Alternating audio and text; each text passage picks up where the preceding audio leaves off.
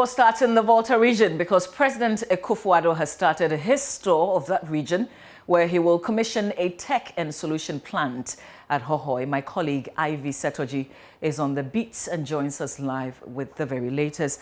Ivy, what has President Akufo-Addo been telling the people of Hohoe? Well, so the president has been telling the people of Hohoe that 44,000 metric tons just for Hohoe is away, and $139 million water project is going to be done in 36 months. That funding will be made available for autonomous university in Hohoe as the chief requested. He said his reason for the visit in the Volta region is to thank the people for the massive support during the election, and also thank them for giving him Peter, John, and Meru, and also listening to the demands of the people, their grievances, and their concerns. So these are the things the president has been telling the people of Hohoe. We know about the commission, but what else will he be doing in the region today? Well, after the commissioning of the tech project, he will go to North Dine district to also meet with the chiefs and people of that area, meet with the president of the regional House of Chiefs, and also he will commission some projects in the North Dine district. He will also end his tour in Ho later in the day. Ivy, just finally, what is on the agenda immediately? For now, he's going to commission the tech solution in Hohoe. Ivy, we'll leave it here. Ivy Setoji is our Volta regional correspondent with details of the president's tour of the Volta region. Now, the Ministry of Roads and Highways is asking Ghanaians to pay more in road tolls and property tax. This is part of government's quest to raise funds to finance the country's road deficits.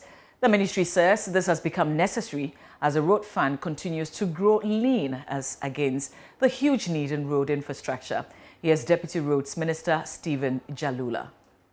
Somebody suggested we could work properly with the municipal assemblies to ensure that everyone who has a property in the country pays their property tax, and that alone could fix a lot of our roads.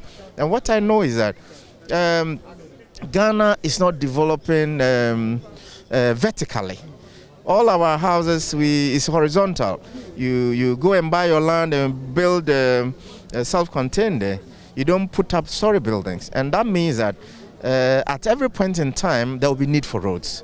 If that happens, well, how do we fix the road? So we need to get different sources like property tax. If you put up a house, be prepared to pay taxes to the municipal assemblies, and from there we'll be able to develop the roads for you. Property tax, road tolls, all of those. Yes, road tolls. It's a good idea, but ironically, it's not my idea, anyways. It's a good idea. Yes, I know.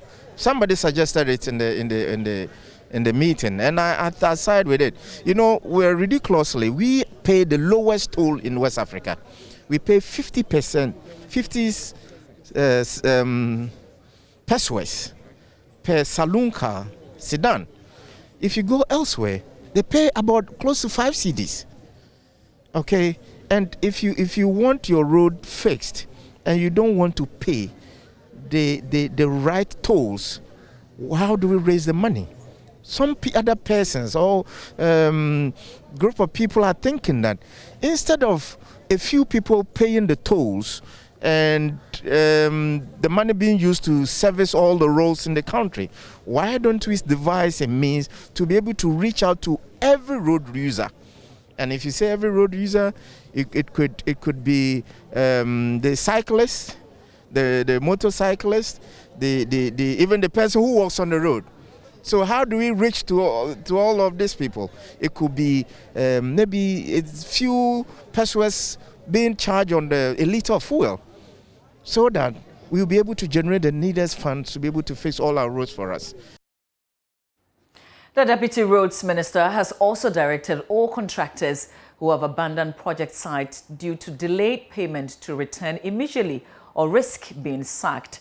Government last month released some 800 million Ghana cedis for the payment of arrears owed contractors, but some of them are yet to return to site. Stephen Jalula says if this continues, their contract will be terminated, followed by prosecution. Of course, if they left side because of non-payment and now the state has paid them money, it's incumbent on them to return to site and carry on with their works. But if they don't come, that means that they don't have the intention to work again. And so our procedure is to serve them with letters. First warning, second warning, and ultimately we terminate. And sometimes we have to prosecute them. Okay, so that is what I just reiterated, that all the contractors who are not on site and some for non-performance, not because we owe them. Some of them we have paid them all their IPCs, but yeah, they will hide under the cloak of non-payment, and they will not do the work. But now, if they don't return to site, I think we can terminate their contracts. Away from road tolls and contractors, Lands and Natural Resources Minister Samuel Abu-Jinapor wants traditional authorities, police commanders, metropolitan, municipal and district chief executives in mining areas to team up to fight illegal mining in their areas. He says illegal mining cannot flourish in the country if traditional and political stakeholders work together. Mr. Jinapor indicated that government is putting up robust measures to revamp the timber industry. Richard Kujanyako has more in the following report. Lands and Natural Resources Minister Samuel Abu-Jinapor is on a regional tour to interact with key stakeholders in land and natural resource protection. He shares what his experience in the fight against illegal mining is and what he believes could do the trick. We need your support, and we need the support of all citizens in the central region for us to be able to make a headway when it comes to this matter of Galamsey. We do so for the good of our country and for the survival of our country. And there are all kinds of measures we are putting in place. That in any community where you have illegal mining, clearly, if you have a situation where the chief or the odikro of that place, the political leadership, which is in many cases the DC or the assemblyman, and the head of the law enforcement agency, which in many cases is the police commander, working in unison and working together, there's no way illegal mining can flourish in a community like that. When the chief, the police commander, the DCE, or their equivalents work together in harmony to deal with matters relating to illegal mining, my short experience tells me that in those kinds of circumstances, it becomes very difficult for illegal mining to flourish. The minister revealed government has put in place measures to revamp the timber industry. And therefore, since I became minister, I've realized that we have a timber management and bureaucracy which doesn't have the raw material to support that bureaucracy and to support the industry. And therefore, under the leadership of Honorable Benito, there's an ongoing effort to come up with recommendations and also a strategy to revamp the timber industry. And I'm calling on the authorities who superintend over the timber industry to support the minister and his team so that together we can revamp the timber industry in our country. Central Regional Minister Justina Marigoda-San praised her colleagues in the fight against the illegalities in the mining sector. This your engagement with us, I think, is the best we can have, because when we are able to engage the community members, bring all stakeholders on board, then we are sure that sustainability of what we are doing is going to be achieved. And the people are going to also own up and then take ownership of what we are doing. So this is the best we can have. And I pray that we all support you to get this done. President of the Central Regional House of Chiefs, Akufo-Addo Akufo-Addo, pledged the support of the traditional authorities in the fight against Galamsey. The minister also moved to the Galamsey site to assess the development there. Reporting for Joy News, Richard Kujanyako, Cape Coast.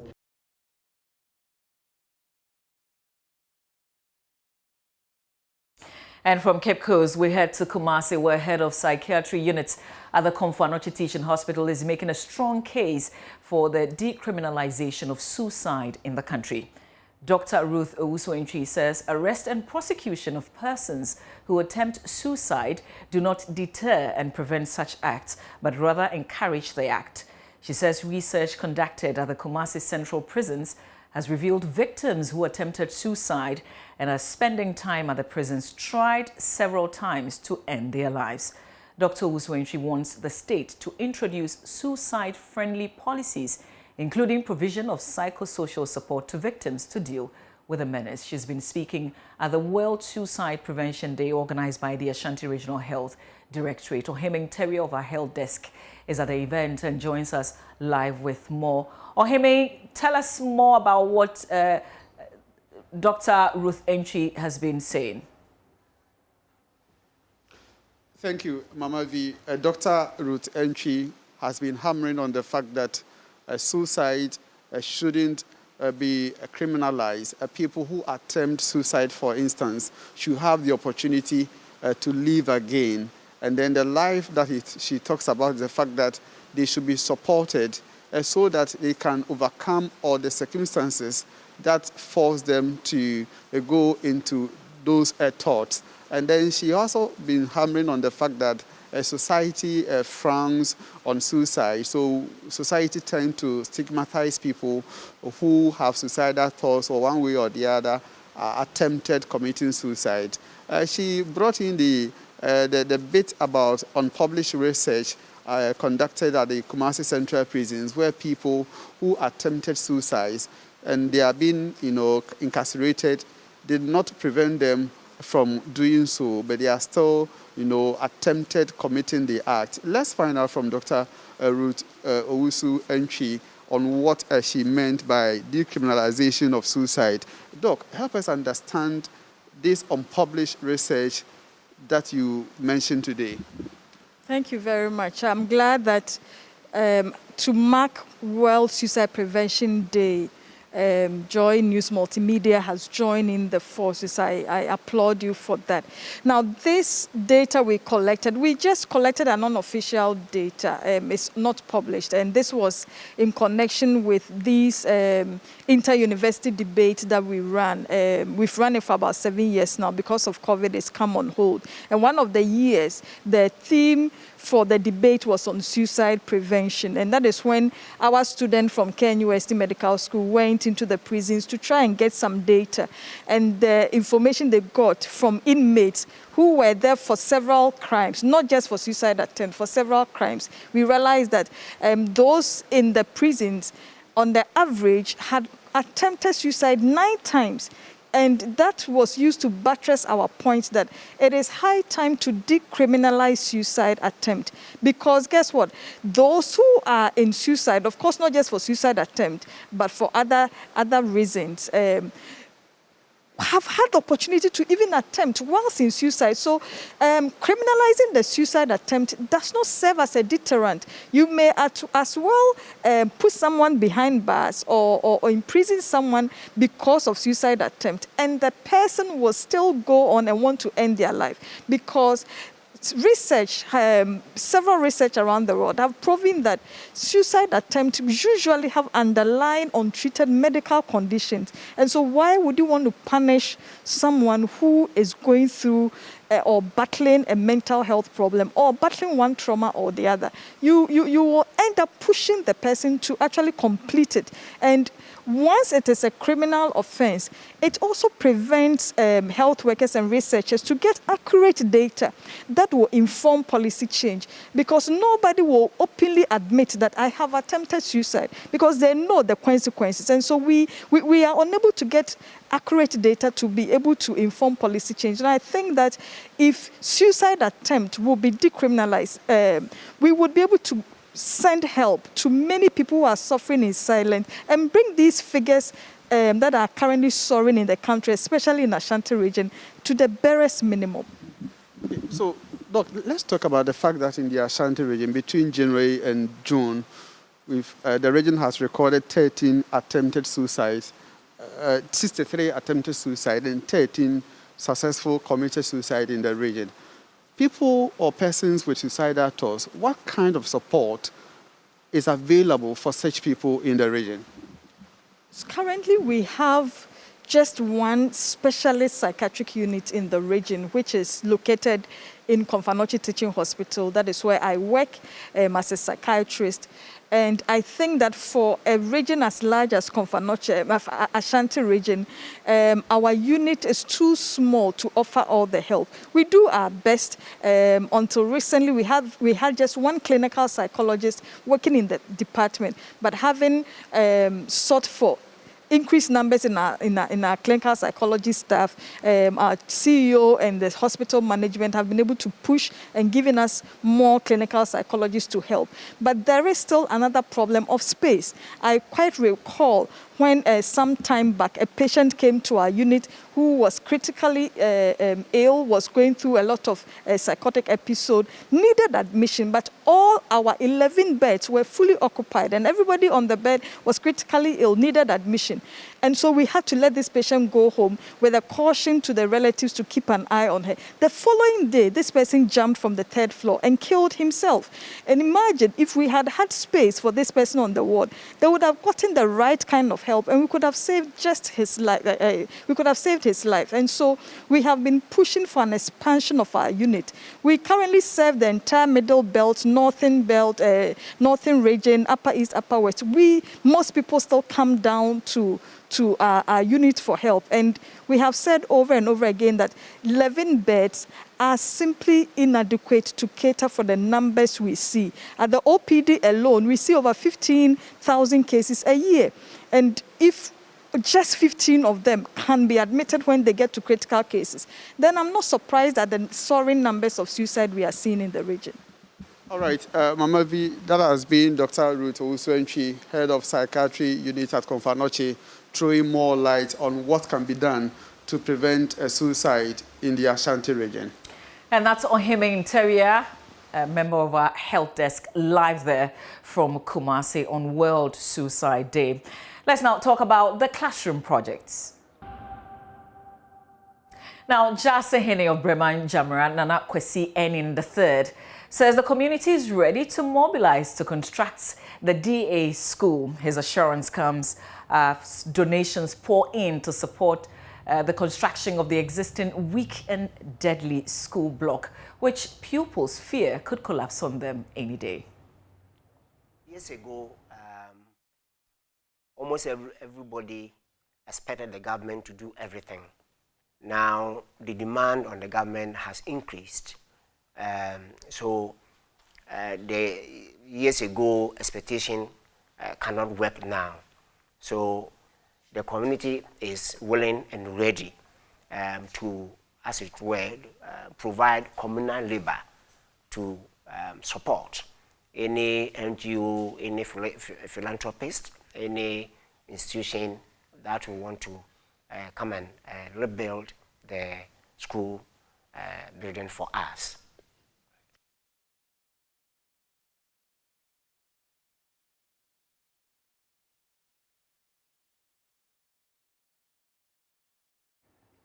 You're watching Joy News Today. We will be back with more.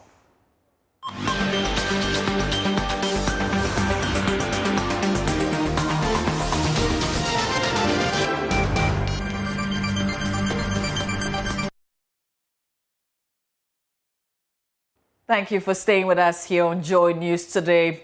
Now, we talk about unemployment and job creation, and the Accra International Conference Center has seen fewer job seekers than it did yesterday when thousands of young men and women gathered there to take part in a job and career fair by the Youth and Employment Agency. The job fair is a platform that seeks to connect job seekers to employment avenues. Justice Bedu has been following the event for the past 2 days. He joins us live with more. Justice, explain why today is a bit different from yesterday.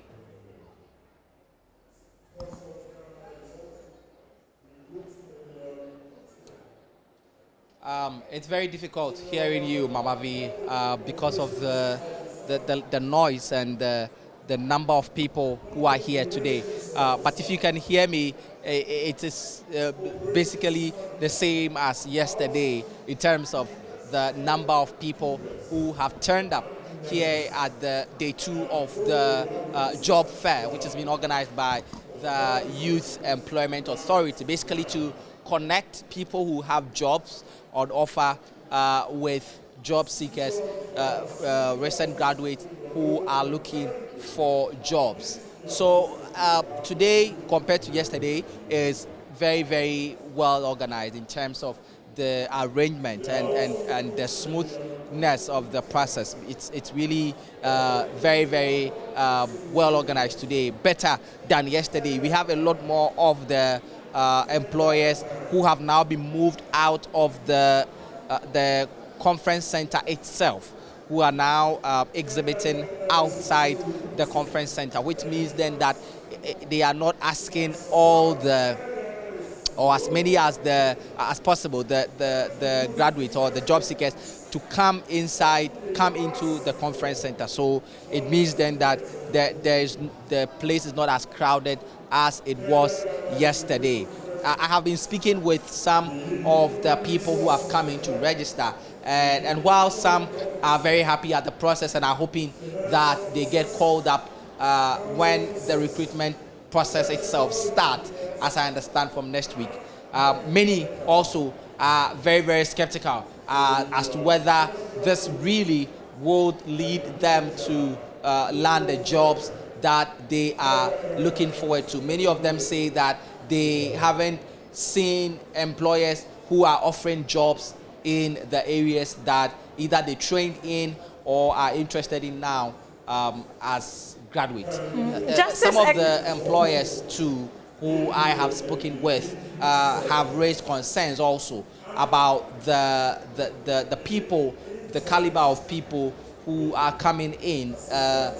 They raise issues about the soft skills that they possess. One employer who I spoke with told me that they are not impressed because many of the people who are turning up do not have the communication skills, their appearance, and then just the skill set that they are looking for in terms of the job that they do and the services that they have on offer. And for them, that is an issue because then it means that they are left with very little options in terms of the people that they are looking to hire. I've been speaking to people also who have jobs to offer in the area of technical and vocational skills. I have spoken to a company that is looking to hire people as tailors and as electricians, and they say that they are very, very much worried also that a lot of the people who are turning up either do not have training or are not interested in the area of technical and vocational work. Many of them, in the words of this employer that I spoke with, says that they are interested in office jobs. They are interested in jobs that really wouldn't require that they stay indoors, are in offices, and are behind computers. And these are the areas that people are interested in, and that is sort of a concern for some of them. Okay. So, Justice, when is the fair ending?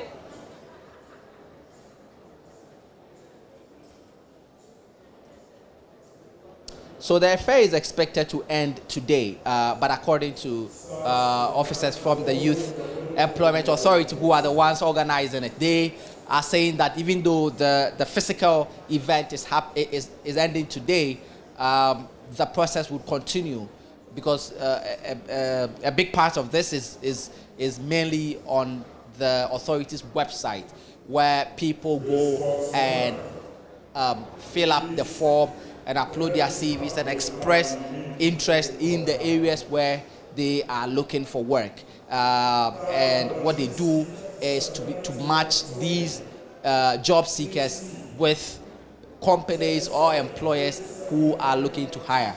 So they, and a lot of the people who are the companies here are taking in the CVs, they are taking in the forms and the details of the people who are looking for jobs.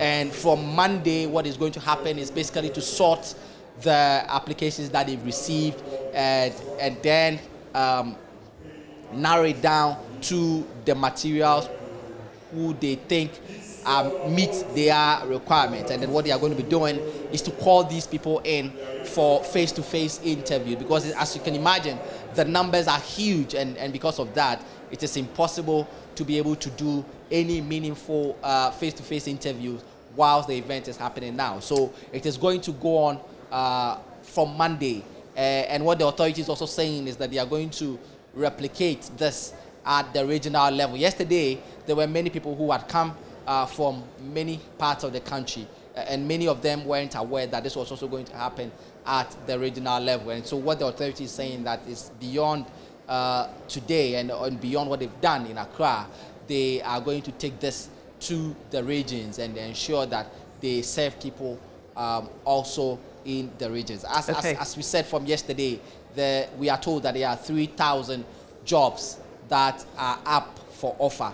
But even from yesterday, Mamavi, there were at least 2 times that number of people who had come in to get these jobs. And if you think that there's almost the same number of people as of yesterday who have come in today, then you can imagine the sort of competition that is going to happen to ensure that people have the jobs that offer. So a lot of the people that I've spoken with is just counting their luck and hoping that they are able to get a job from this 2-day event. Mama V. All right, Justice Beidou, we'll leave it here. Justice Beidou reporting live there from the Accra International Conference Center, where there is a job fair underway. The event comes to an end later today.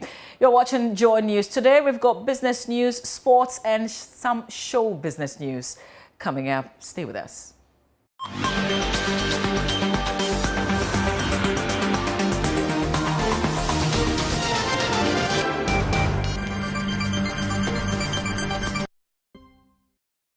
Welcome to the business news. Now, the debate over high lending rates in the country continues as the Institute of Economic Affairs, IEA, is blaming the high cost of credits on government, banks, and the Bank of Ghana. Though it believes the problem is multifaceted, the IEA is laying the blame at the doorsteps of these 3 actors. Director of Research at the IEA, Dr. John Kwache, has been speaking at a policy forum on high lending rates. Whilst the spread between lending and policy rate is about 7%, that of lending and savings rate is about 12%. Director of Research at the IEA, Dr. John Kwache, said cost of high and currency differentiated reserve requirements can also be blamed for the high lending rate. He therefore wants the 3 actors to collectively fix the problem, though he wants the Bank of Ghana to consider capping interest rate spreads to regulate lending rates. We can also say with some confidence that the problem, may be placed at the doorsteps of 3 key actors in the economy. These are banks, government, monetary and regulatory authority. And that's how I call the central bank. They are a monetary authority, they are also a regulatory authority. So that's the central bank. I'm saying that all these 3 key actors should take responsibility for the high lending rates. And if they are responsible for it, then they should also be part of the solution. Dr. Kwache made some recommendations in order to address the high lending rates, which he described as contributing to the high prices of goods and services in the country. On the part of the banks, he urged the financial intermediaries to reduce their operating and overhead costs. For government, he called for the reduction in borrowing from the domestic market, but urged the Bank of Ghana to reduce the primary reserve ratio from the current level of 8% to 5% to reduce the associated cost to government. Reduce your paper load, economize on your time, avoid unnecessary location dependency, reduce incidence of staff delinquencies. It's just that all the things that increase your costs, I'm just asking you to do something about them. That's all. Now, you should reduce your operating and overhead costs and so on, labor costs, material, equipment, and so on.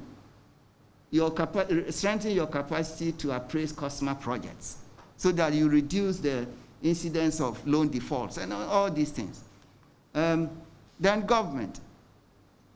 Now, again, government should do something about its borrowing from banks. Okay, so you keep the deficit under control.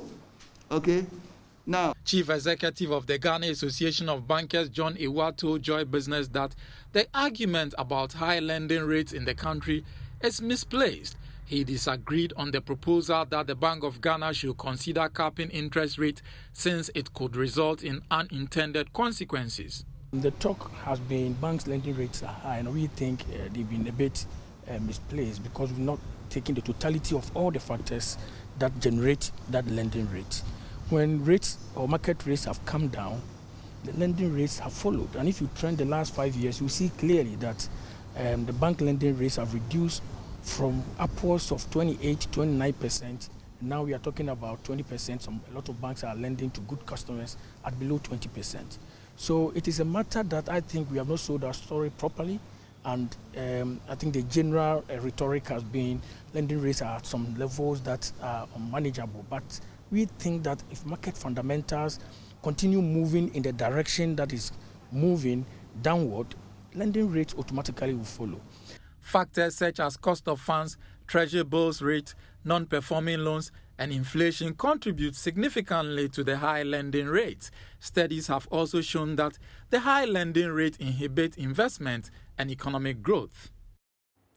The Ghana Hotels Association says many of its members are yet to fully recover from the effects of COVID-19. According to its president, Dr. Edward Akufo-Addo Jr., many hotels have not been able to meet even half of the pre-COVID-19 occupancy rate. He spoke to Joy Business at the signing ceremony of the 5th Ghana Hotels Association Awards between the Hotels Association and Customer Service Africa. There's more in this report. Dr. Nyameke Jr. is calling for government's full support in order to aid members to recover swiftly from the impact of the coronavirus pandemic on their operations. According to him, that is the only way the industry will be able to stand on its feet going forward. Well, it has not been what we would have wished for. It has not been where we want it to be. I'm sure you are aware of the challenges that we had with the NBSSI, the then NBSSI. Recently, another 55 million Ghana cedis, specifically for the hospitality industry, has been announced. The deadline for one of the applications ended in 11th August. We are still waiting for the disbursement of that money. So if you talk about support or stimulus package from government, I can say on authority that we have not received what we think is enough to get the business back on its feet. Executive Director of Customer Service Africa, Priscilla Wellington, who also doubles as brand ambassador of the Ghana Hotels Association Awards, called on industry players to extend the needed support to be able to achieve their set target. So the Ghana Hotels Association prestigious 5th GHA Awards, it's such an honor to be part of that. And the hotels in Ghana, you know, they are the ones that have really been hit with the COVID.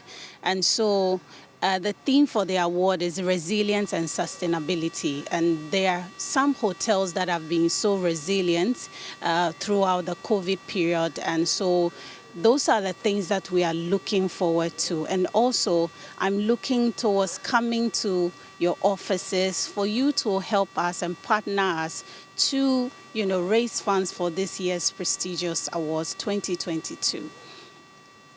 The 5th Ghana Association Awards is set to be launched in October under the theme Resilience and Sustainability of Hotels in Ghana. The partnership is targeted at raising 250,000 Ghana cedis to aid in the organization of the awards. And that's your business. Stay with us. We've got sports with Akufo-Addo shortly.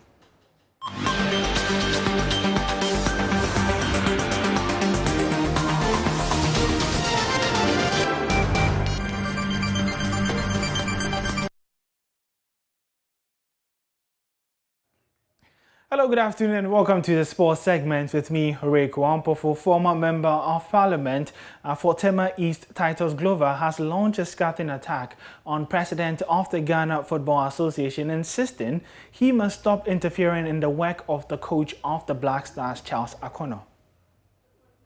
Is that I want to appeal to the Ghanaian public who are calling for the head of Coach Siki Akono to be a bit patient. Why do I say this? CK is going through a lot of torture. Ketokreku and his cohorts are deliberately frustrating him for him to look bad in the eyes of government and the people of Ghana, to say that he's not good. And for that matter, he should be changed. His position is to have a foreign coach. And right from day one, the people of this country, together with government, have said that, look, let us go in for a Ghanaian coach. Most of the things that is happening at the Black Star camp, because CK is not talking, it goes to confirm that CK, he's not pulling his weight. But that is not true, on the contrary. How can a coach sit down for Kurtz and his group to be doing selection for him? There are some players like Lomote, the Bryden, Menu, and few others who were not on CK's list. But Ketokreku insists that he should invite them to the Black Stars camp. There's an audio going around, Bryden Menu confirming that he's not on top. And he's totally astonished how he was invited by to the Black Star camp. How? How do you go and arrange a match, a friendly match, in Morocco and Cote d'Ivoire without the knowledge of CK Akufo-Addo? Why? Why do you have your technical team made up of your driver and your houseboy? How? You are not paying him. You owe him so much. He's not talking. Vehicles that former president of the FA, Kwesi Nyanteji, ordered 2 Land Cruisers, one for him, the president of the FA, and the manager. At that time, Kwesi was exiting. The current vehicle is being used by the FA General Secretary, Prosper. Why? I was even told that recently he went to a funeral and his vehicle was pushed.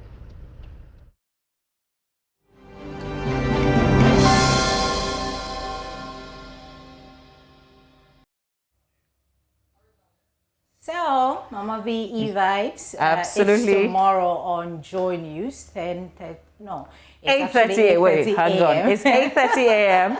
just before news file with something. So make a date. Yeah, you don't want to miss this time with Jackie. Yes. Yeah. And on Sunday on Joy Prime, we're having a full hour on Joy Prime. So we're starting at 5 p.m. To 6 p.m. All right. Yeah, so you should make a date. Okay, she's become one of our favorites, so we'll certainly make a date. But do log on to myjoyonline.com where we have a lot more news to share. For now, though, that's it for Joy News today. Thank you so much for your company. Have a good weekend. We will see you, God willing, on Monday. Bye. For now.